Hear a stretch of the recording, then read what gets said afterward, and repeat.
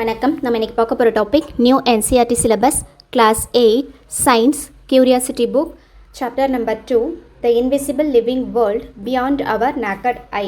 Already part 1 வந்து பார்த்துருக்கோம். இப்போ நம்ம பார்க்க போகிறது பார்ட் 2 வீடியோக்குள்ளே போகலாம்.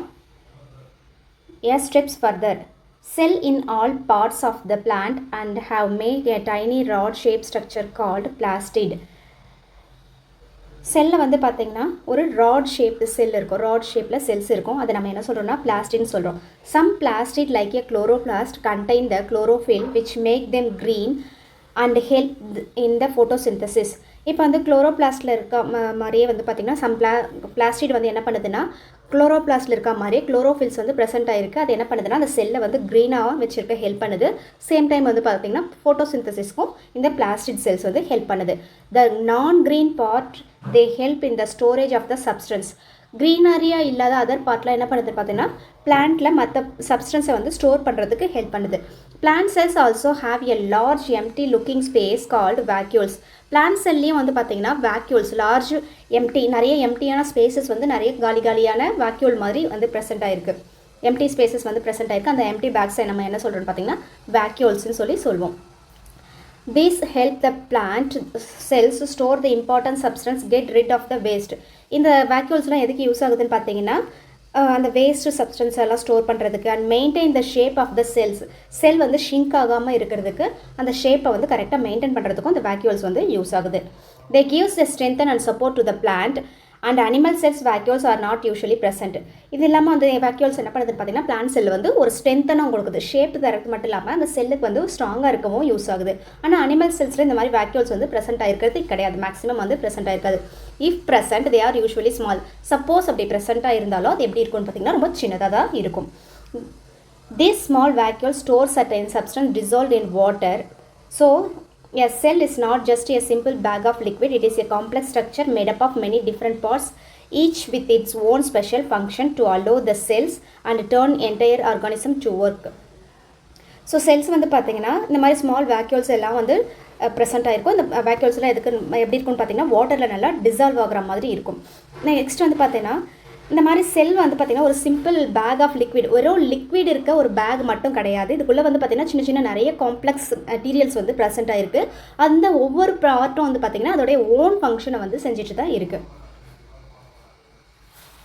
So plant cell and animal செல்லுக்கான டிஃப்ரென்ஸ் வந்து கொடுத்துருக்காங்க. ஸோ பிளான்ட் செல்லில் வந்து பார்த்திங்கன்னா செல் வால் இருக்கும். ஆனால் அனிமல் செல்லில் செல் வால் இருக்காது. ரெண்டு செல்லுமே வந்து பார்த்திங்கன்னா செல் மெம்பரைன் இன்னர் மெம்பரைன் வந்து ப்ரெசென்ட் ஆகிருக்கும். Same plant cell and animal cells ரெண்டுத்துலேயுமே வந்து பார்த்திங்கன்னா நியூக்ளியஸ் ப்ரெசென்ட் ஆகிருக்கு.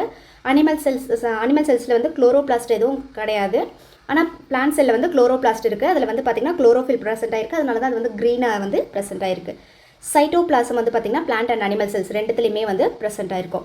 வேக்யூல்ஸ் வந்து பார்த்திங்கன்னா காலியான இடம். அந்த காலியான இடம் வந்து பார்த்திங்கன்னா அந்த வேஸ்ட் எல்லாம் ஸ்டோர் பண்ணுறதுக்கு யூஸ் ஆகுது. அது ஒன்லி பிளான்ட் செல்லில் மட்டும்தான் இருக்கும். மைட்டோகாண்ட்ரியா வந்து பார்த்திங்கன்னா பவர் ஹவுஸ் ஆஃப் த செல். அந்த செல்லுக்கான ஃபுட்டு எல்லாமே வந்து பார்த்திங்கன்னா பவர் எல்லாமே மைட்டோகாண்ட்ரியாவில் தான் ப்ரெசென்ட் ஆகிருக்கும். அது பிளான்ட் அண்ட் அனிமல் செல்ஸ் ரெண்டுமே வந்து ப்ரெசென்ட் ஆகிருக்கு. Mitochondria is otherwise called as power house of the செல்ஸ்னு சொல்லுவாங்க.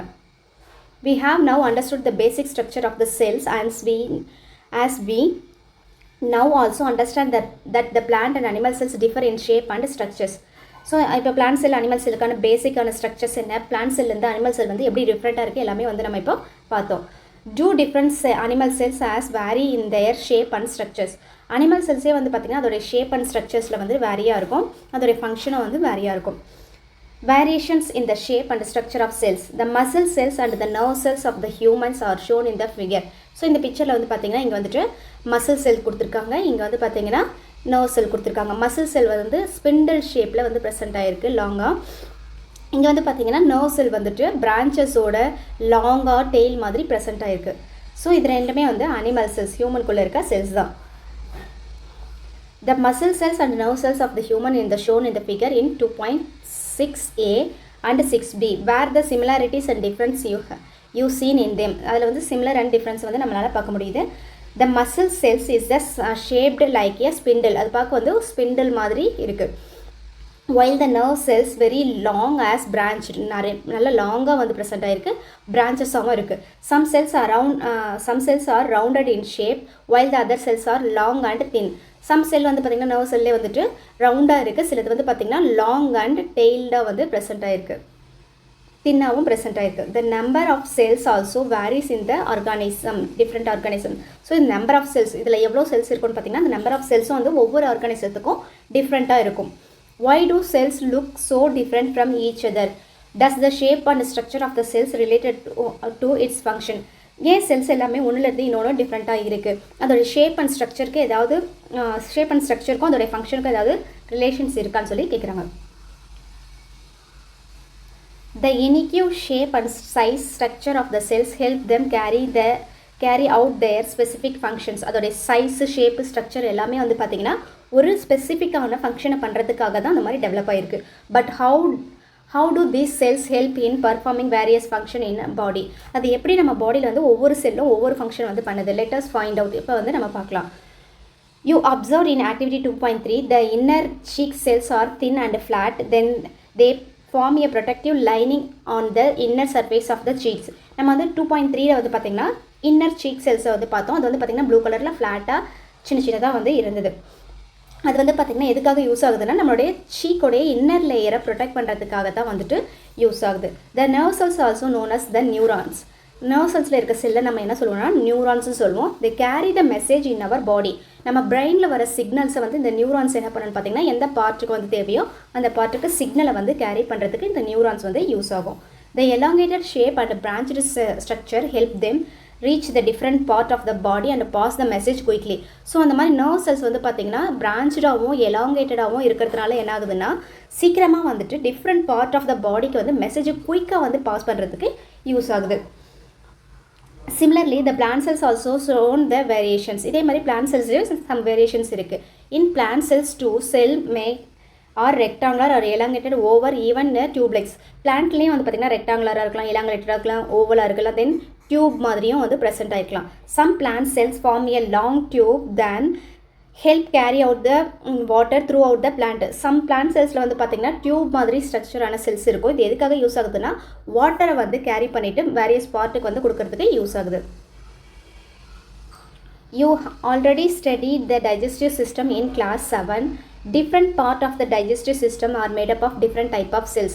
So, gutல எந்த மாதிரி செல்ஸ் இருக்குது லார்ஜ் இன்டெஸ்டைனில் எந்த மாதிரி செல்ஸ் இருக்குது ஸ்மால் இன்டெஸ்டைன்ஸ் தென் மவுத்தில் எந்த மாதிரி செல்ஸ் இருக்குன்னு சொல்லிட்டு 7th நீங்கள் வந்து படிச்சிருப்பீங்க group of muscles are present in the food pipes food பைப்பில் வந்து பார்த்திங்கன்னா குரூப் ஆஃப் மசில் செல்ஸ் வந்து ப்ரெசென்ட் ஆகிருக்கும் these cells contract and relax the wave like manner pushing the food down to the stomach This movement is possible because of the muscle cells thin, flexible and spindle shaped.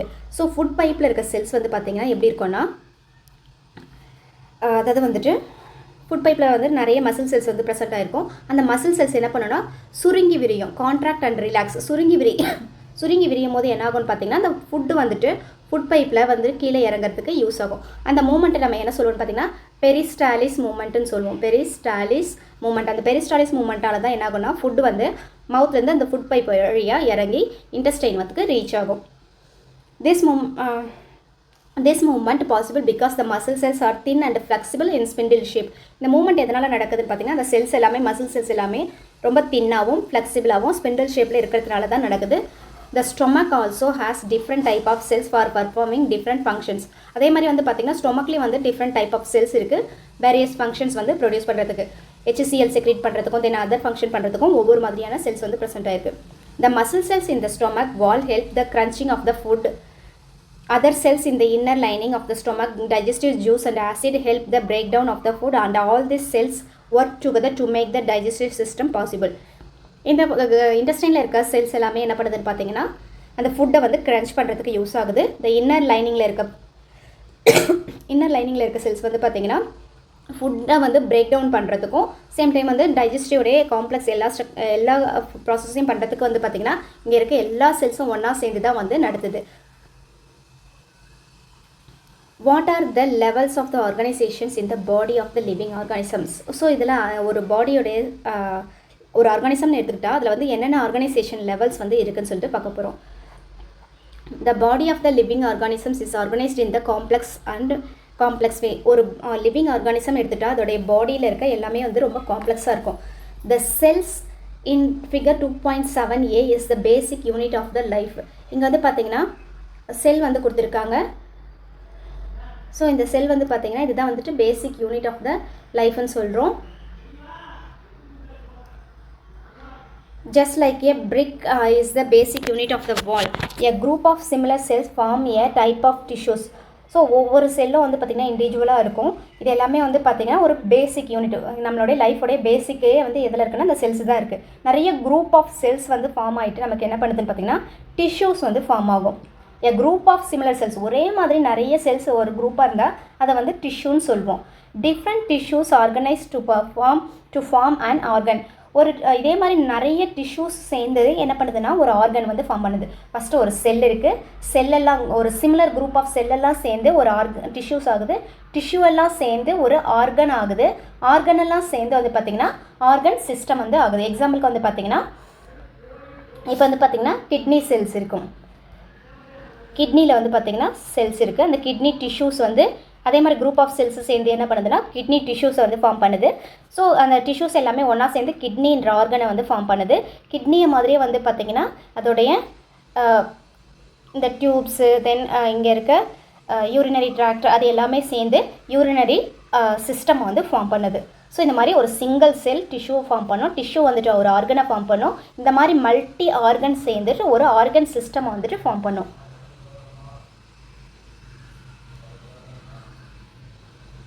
So all the organ system together make a complex organisms. ஸோ எல்லா organ சிஸ்டமும் ஒன்றா சேர்ந்து ஒரு ஆர்கானிசத்தை வந்து form பண்ணும். இப்போ வந்து ஹியூமன் எடுத்துக்கிட்டால் வந்துட்டு டைஜஸ்டிவ் சிஸ்டம் இருக்குது, பிளட் வெசல்ஸ் இருக்குது, தென் வந்து பார்த்திங்கன்னா யூரினரி சிஸ்டம் இருக்குது, நர்வ் சிஸ்டம் இருக்குது, ஸ்கெலிட்டல் சிஸ்டம் இருக்குது. ஒவ்வொரு சிஸ்டமும் சேர்ந்து தான் ஒரு ஹியூமனை வந்து ஃபார்ம் பண்ணுது.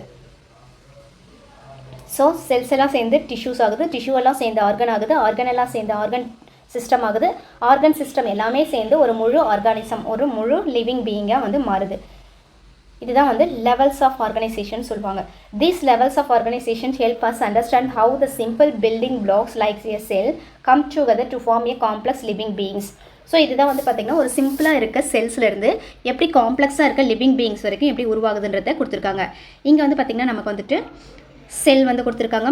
செல்லேருந்து வந்து பார்த்திங்கன்னா டிஷ்யூஸ் வந்து ஃபார்ம் ஆகுது, டிஷ்யூலேருந்து வந்து பார்த்திங்கன்னா ஆர்கன் ஃபார்ம் ஆகுது, இன்டெஸ்டைன் ஆர்கன் ஃபார்ம் ஆகுது, இன்டெஸ்டைன்லேருந்து வந்து பார்த்திங்கன்னா ஸ்மால் இன்டெஸ்டைன், லார்ஜ் இன்டெஸ்டைன், அதே மாதிரி வந்து பார்த்திங்கன்னா டைஜஸ்டிவ் சிஸ்டம் எல்லாமே ஃபுல்லாக சேர்ந்து ஆர்கன் சிஸ்டம் ஃபார்ம் ஆகுது. இதே மாதிரி ஹியூமனுக்குள்ளே வந்து பார்த்திங்கன்னா நிறைய ஆர்கன் சிஸ்டம் ஃபார்ம் ஆகிட்டு ஒரு முழு ஆர்கானிசம் வந்து ஹியூமன் ஆர்கானிசமாக வந்து ஃபார்ம் ஆகுறாங்க. The life of the complex living organism being with a single cell egg, the egg of any organism has an amazing ability to divide the repeatedly to form a complex living beings made up of many cells. So இப்போ வந்து பார்த்திங்கன்னா ஒரு life இருக்குன்னா அது life எங்கேருந்து ஆரம்பிக்குதுன்னா ஒரு எக்கோடைய ஒரு செல்லேருந்து தான் ஆரம்பிக்குது. இந்த செல் என்ன பண்ணுதுன்னா திரும்ப டிவைட் ஆகிட்டு நிறைய மல்டிப்ளை ஆகிட்டு ஒரு முழு லிவிங் பீயிங்காக வந்து மாறுது. Such living beings are called multicellular organisms. இந்த மாதிரி ஒரு முழு லிவிங் பீயிங்காக ஆகிற ஒரு ஆர்கானிசம் தான் என்ன சொல்கிறோன்னா மல்டி செல்லுலார். அதுக்குள்ளே நிறைய செல்ஸ் வந்து இருக்கும். Animals including human, plant are example of the multi cellular organisms. Plant, animal, human எல்லாமே வந்து மல்டி செல்லுலார் ஆர்கானிசத்துக்கு example.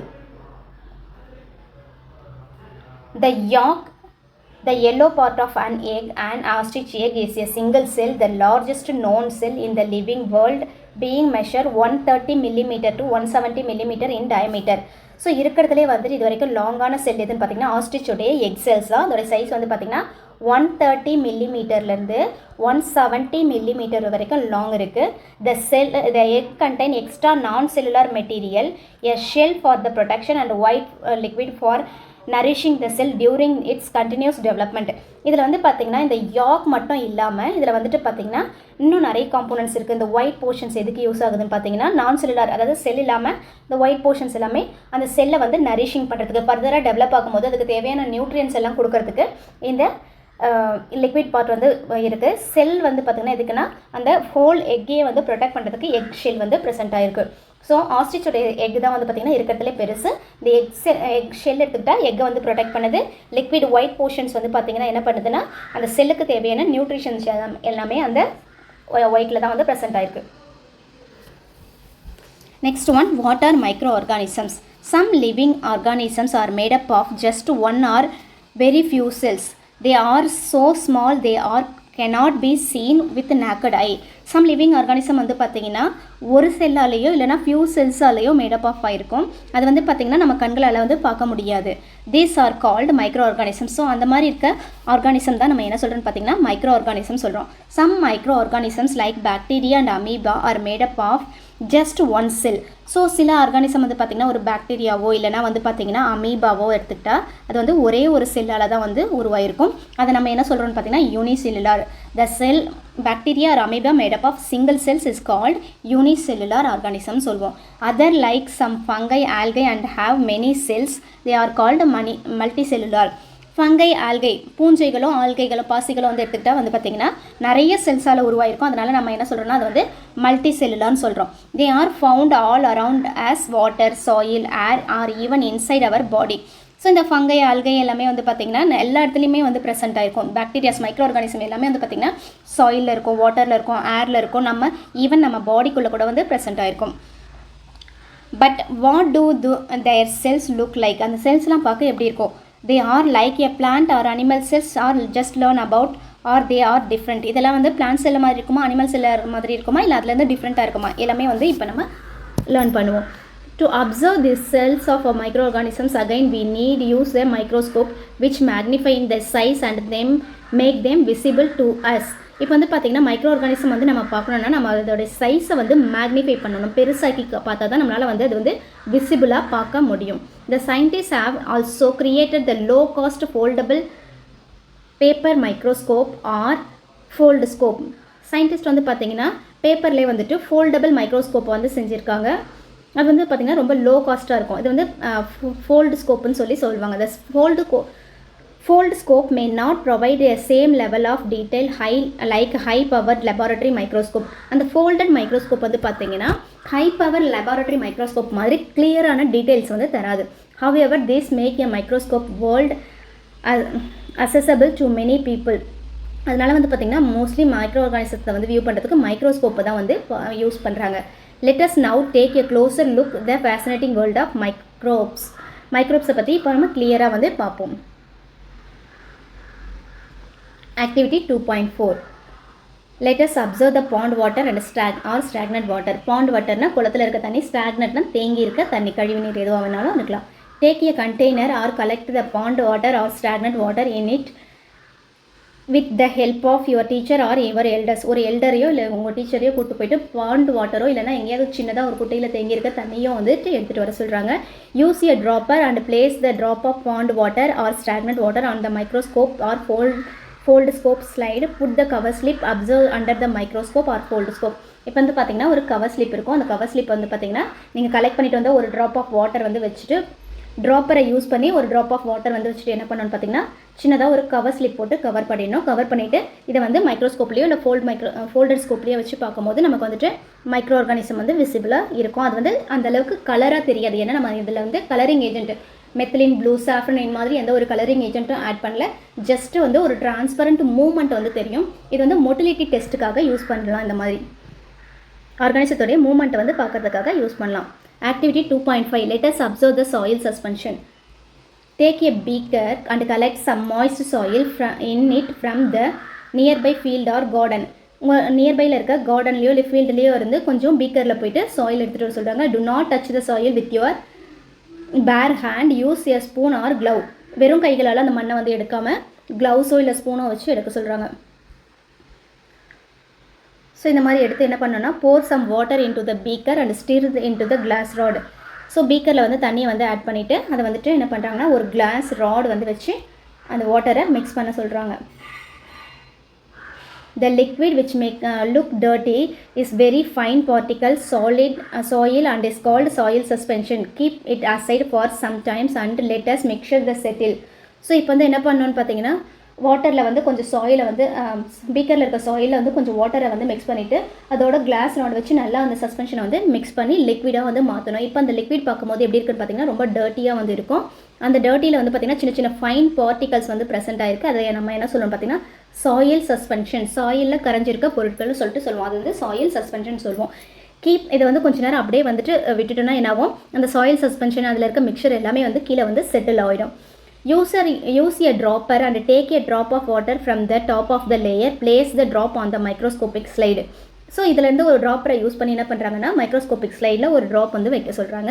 Cover it gently with cover slip and observe under the microscope. இதுக்கு மேலே வந்து பார்த்திங்கன்னா ஒரு கவர் ஸ்லிப் வந்து கவர் பண்ணிவிட்டு மைக்ரோஸ்கோப்பில் வச்சு அப்சர்வ் பண்ண சொல்கிறாங்க. You may observe the small living organisms. Similarly, those who saw in activity 2.4, this indicate the soil suspension contain the variety of tiny creatures that cannot be seen with unaided eye. The tiny creature that cannot be seen with the naked eye is called microorganisms. Microbes means small, organism means living beings. So microbes na என்னன்னு பார்த்தீங்கன்னா so இப்போ நம்ம bond வாட்டரில் பார்த்த மாதிரி வந்து பார்த்திங்கன்னா இந்த சாயில் சஸ்பென்ஷன்லேயும் வந்து சின்ன சின்ன கிரியேச்சர்ஸ் வந்து நம்மளால் வந்து பார்க்க முடியும். அது நம்ம வந்து வெறும் கண்களால் பார்க்க முடியாது, மைக்ரோஸ்கோப் யூஸ் பண்ணி தான் பார்க்க முடியும். இந்த மாதிரி ஸ்மாலாக இருக்கிற மைக்ரோனா என்ன அர்த்தம்னா ஸ்மால்னு அர்த்தம். Organism means living beings. ஆர்கானிசம்னா என்ன அர்த்தம்னா லிவிங் பீயிங்ஸ். ஸோ சின்ன சின்ன உயிரினங்களை தான் நம்ம என்ன சொல்கிறோம்னா மைக்ரோ ஆர்கானிசம்ஸ் ஆர் மைக்ரோப்ஸ்னு சொல்லி சொல்வோம். ஸோ இது வரைக்கும் உங்களுக்கு இந்த வீடியோ உங்களுக்கு பிடிச்சிருந்தா லைக் பண்ணுங்கள், கமெண்ட் பண்ணுங்கள், சப்ஸ்கிரைப் பண்ணுங்கள். டவுட் ஏதாவது இருந்தால் கமெண்ட் பண்ணுங்கள். இந்த வீடியோவை உங்கள் ஃப்ரெண்ட்ஸோட வந்து ஷேர் பண்ணிக்கோங்க. தேங்க்யூ.